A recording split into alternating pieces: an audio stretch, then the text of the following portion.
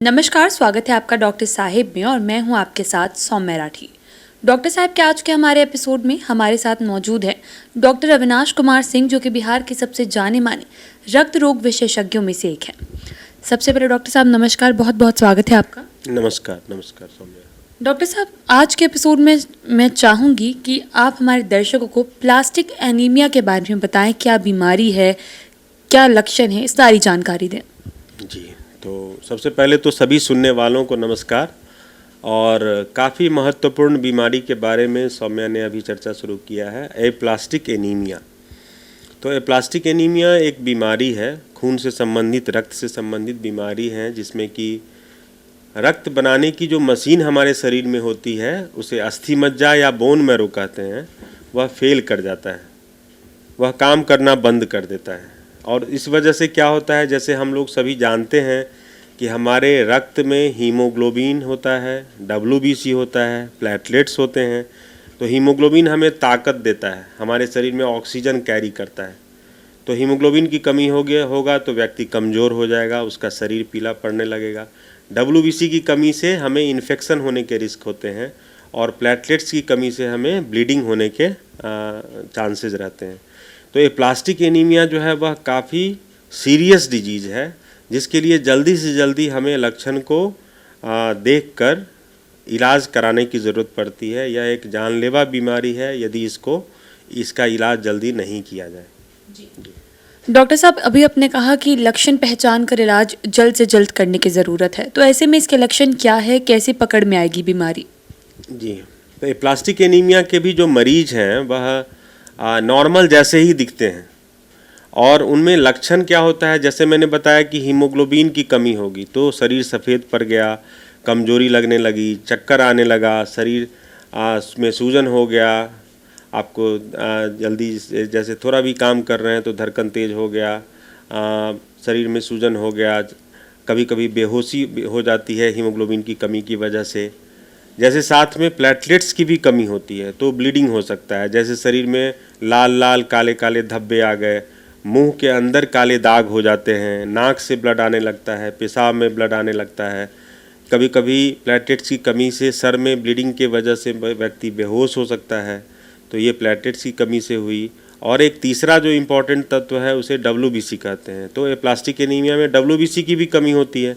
उस वजह से क्या होता है कि हमारे रोग से लड़ने की क्षमता कमज़ोर हो जाती है और हमें इन्फेक्शन हो सकता है, बुखार, हाई ग्रेड फीवर आने लगता है, 102-103 डिग्री फीवर आने लगता है, कॉफ होने लगता है, पेशाब में जलन हो सकता है, पेट में दर्द हो सकता है, उल्टी हो सकती है। तो इस तरह के सारे सिम्टम्स जो हैं वह एप्लास्टिक एनीमिया मरीज़ को हो सकता है। जी डॉक्टर साहब, ये जो आपने चीज़ें बताई, ये ऐसी कुछ चीज़ें हैं इसमें जो कि लोगों को अन्य बीमारियां भी लग सकती है, जिसे लोग गंभीरता से नहीं लेते हैं। तो इसमें प्लास्टिक अनीमिया, इसका संदेह कैसे आए, डॉक्टर से कब मिले? जी, बहुत बहुत इम्पोर्टेंट ये है कि जिस तरह के सिम्टम्स हमने बताए, जिस तरह के लक्षण बताए, वह तो किसी भी बुखार में हो सकता है। किसी को मलेरिया होगा, टाइफाइड होगा तो बुखार होगा, कमजोरी हो सकती है। तो कभी कभी ये प्लास्टिक एनीमिया के मरीज इस कारण से ही रॉन्गली ट्रीटमेंट उनका होते रहता है और उनकी जान चली जाती है। तो ये प्लास्टिक एनीमिया ऐसे यदि हम लोग देखें तो 10 लाख में करीब 6-7 मरीज होते हैं एप्लास्टिक एनीमिया के। लेकिन यदि हम अपने राज्य की बात करें तो काफ़ी संख्या में एप्लास्टिक एनीमिया के मरीज डायग्नोज होते हैं, और यह फैटल डिजीज़ है, जानलेवा है। इसलिए इन लक्षणों को कभी भी नज़रअंदाज न करें और तुरंत जल्दी से जल्दी किसी हेमाटोलॉजिस्ट से मिलकर इसकी डायग्नोसिस कराएं और इसके लिए जो डेफिनेटिव ट्रीटमेंट है उसकी तरफ आगे बढ़ें। जी डॉक्टर साहब, अब आपने ट्रीटमेंट का जिक्र किया है, तो मैं चाहूँगी आप दर्शकों को ये भी बताएं कि इस बीमारी का इलाज कैसे होता है। जी हाँ, तो ट्रीटमेंट बताने से पहले एप्लास्टिक एनीमिया किसी भी उम्र के व्यक्ति को हो सकता है, मर्द हो औरत हो। लेकिन इसको देखा गया कि यदि सारे उम्र को हम लोग देखें तो बच्चों में करीब 10 से 15 साल के उम्र के लोगों में, और एक 40 से 60 जो रेंज है, यह 2 पीक होता है इसका। माने इन 2 उम्रों में ज़्यादा एप्लास्टिक एनीमिया के मरीज देखे जाते हैं। तो जब कभी हम लोग एप्लास्टिक एनीमिया के मरीज़ को डायग्नोज करते हैं तो उसको हम लोग उसकी सीवियरिटी निकालते हैं कि उनको वेरी सीवियर एप्लास्टिक एनीमिया है, यह डिपेंड करता है कि उनका WBC काउंट कितना है, और दूसरा सीवियर एप्लास्टिक एनीमिया होता है, और तीसरा होता है उसे हम लोग नॉन सीवियर एप्लास्टिक एनीमिया कहते हैं। तो जो वेरी सीवियर एप्लास्टिक एनीमिया होते हैं वो काफ़ी potentially serious disease, serious problem हो गया, तो उसमें हम लोगों को सबसे पहले जल्दी से जल्दी बोन मैरो ट्रांसप्लांट या स्टेम सेल ट्रांसप्लांट के लिए बात करनी होती है। उसमें अपने भाई बहन से HLA मैच करके और बोन मैरो ट्रांसप्लांट या हिमेटोपोएटिक स्टेम सेल ट्रांसप्लांट कहते हैं करके उनको ठीक किया जा सकता है। जो सीवियर एप्लास्टिक एनीमिया है उसके लिए भी बोन मैरो ट्रांसप्लांट या स्टेम सेल ट्रांसप्लांट जो है वह डेफिनेटिव क्यूरेटिव ट्रीटमेंट है, जिसके लिए जल्दी से जल्दी हमें आगे बढ़ना चाहिए। जो नॉन सीवियर एप्लास्टिक एनीमिया है उसके लिए हमारे पास ऑप्शन है, बहुत सारी दवाइयाँ हैं जिसे हम लोग इम्यूनोसप्रेसेंट कहते हैं, जैसे ATG है, साइक्लोस्पोरिन है, एल्ट्रोम्बोपैग है, डायनोजेन है। इन दवाइयों को हम लोग ट्राई करते हैं और बहुत सारे मरीजों को नॉन सीवियर एप्लास्टिक एनीमिया में फ़ायदा होता है।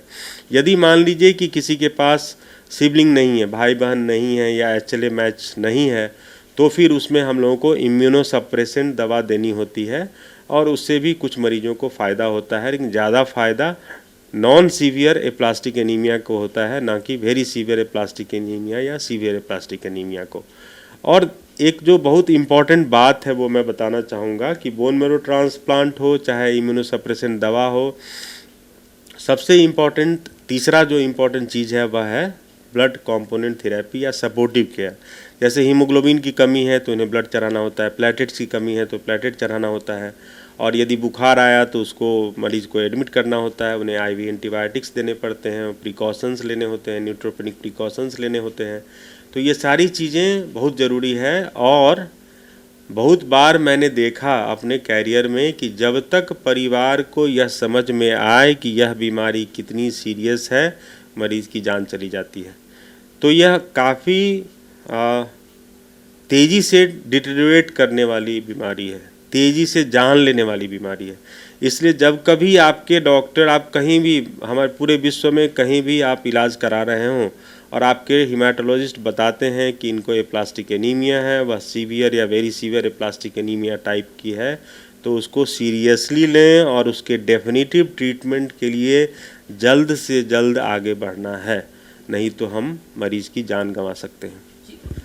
डॉक्टर साहब, एक बहुत ज़रूरी सवाल यहाँ ये आता है कि अभी आपने बताया कि बोन मैरो ट्रांसप्लांट की ज़रूरत पड़ती है, तो ऐसे में जिसके मदद से बोन मैरो ट्रांसप्लांट किया जाता है, जिनसे बोन मैरो से ब्लड निकाला जाता है, क्या उन पर कोई खतरा आता है?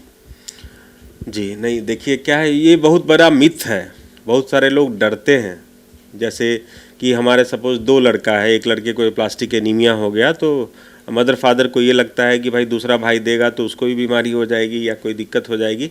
तो यह एक मिथ है, यह जस्ट एक ब्लड डोनेशन की तरह है कि उसमें दूसरे को कोई रिस्क नहीं है। हमारे शरीर में ईश्वर ने काफ़ी मात्रा में ब्लड बनाने के सेल और ब्लड दिया है, तो यदि हम अपने भाई के लिए स्टेम सेल देंगे तो हमें कोई बीमारी नहीं होगी।